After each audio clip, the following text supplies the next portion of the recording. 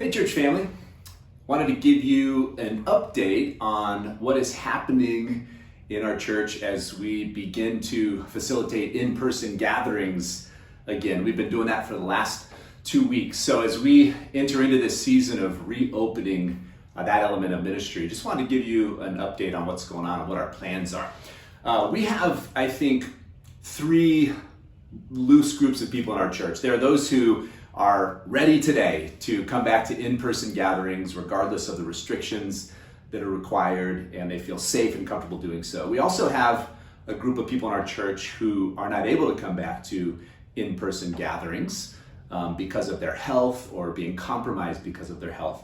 And then we've got a group of people that are in the middle that are either hesitant or pondering coming back to in-person services for a number of reasons, some of the restrictions that are placed upon us, those kinds of things. There is a day in the distant future where all of us will be able to come back together again.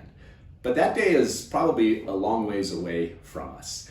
And so what we've been putting a lot of time and energy into is thinking through how do we best serve the entire church family, all the groups of people that are part of our church until that day happens. And here's the plan.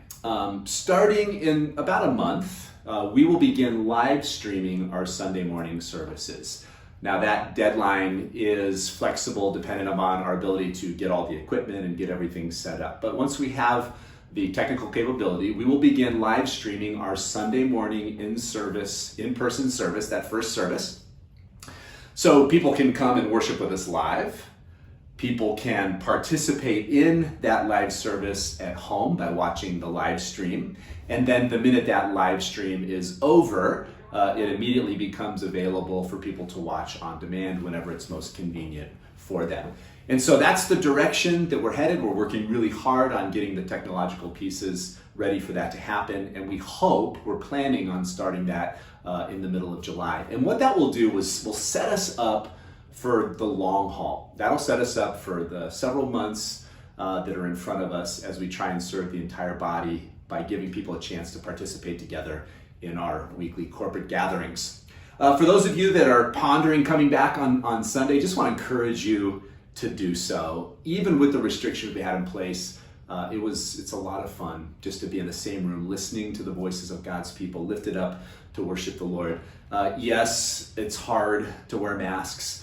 Yes, it's difficult to be inside and have to social distance. I know we can't offer children's ministry, so those are real barriers for people. But we're also keeping our services to an hour to minimize the amount of time that we're in mass. So I just want to encourage you to come and join us.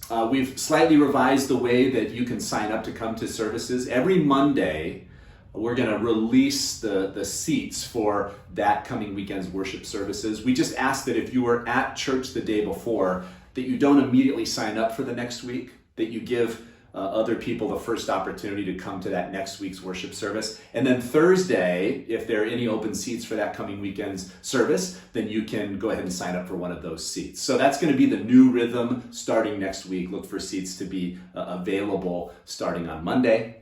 And then those that have already been with us can look on Thursday for seats to see if they're still open and available. So that's what we're going to be doing for our in-person gatherings. When it comes to other ministry gatherings as a church, we're currently functioning under a variance that Larimer County has with the state.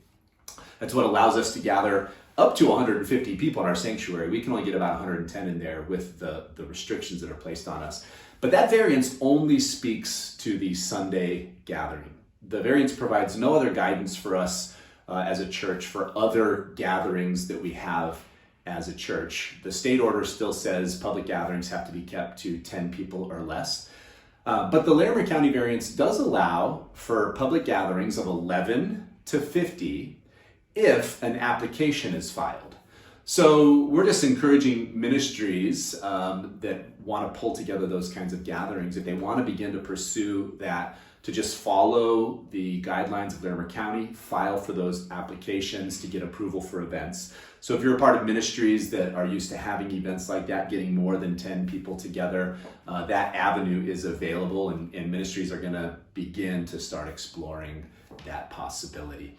So that's an update on what's going on. I just want to remind you that we are a church that, yes, we gather corporately on a weekly basis, but we're also a group that a church that gathers intimately from house to house in people's homes. And by God's grace, the strength of our church is the community that we develop with each other, those intimate relationships. And it's been really sweet to just watch over the last several months how the hindrances placed upon us have not hindered God's work among us because of that commitment to community. And so let's just keep loving each other well, fighting for community as we get creative around the constraints that are placed upon us by this pandemic. And as we start to reopen and regather in our corporate gatherings on Sunday. And we, if you're able to join us, hope you will soon. We literally cannot wait to see you.